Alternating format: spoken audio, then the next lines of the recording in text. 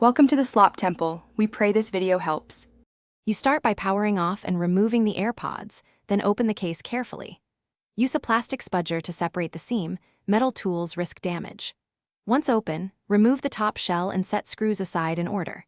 You need to visually inspect the battery tab, lightning connector, and charging contact pins for corrosion, bent pins, or debris. If you see debris, blow with compressed air and gently clean with isopropyl alcohol on a cotton swab. This prepares the case for repair. Now you diagnose and fix the failed components. First, test the lightning connector and charging contacts with a multimeter to confirm continuity. You want solid readings. If the connector is faulty, desolder it and install a replacement. Heat carefully to avoid PCB damage.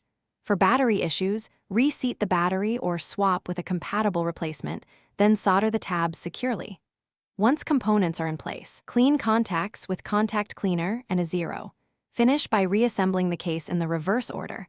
Align the hinge and torque screws gently, over-tightening strips threads. Once sealed, charge the case fully and perform a factory reset and pairing sequence with your device to verify functionality.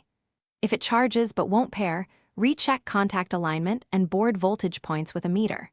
If symptoms persist, inspect PCB traces for breaks or cold solder joints. When in doubt, consult a repair technician. This avoids permanent damage from further DIY attempts.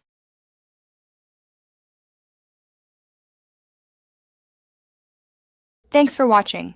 Consider subscribing if we helped you.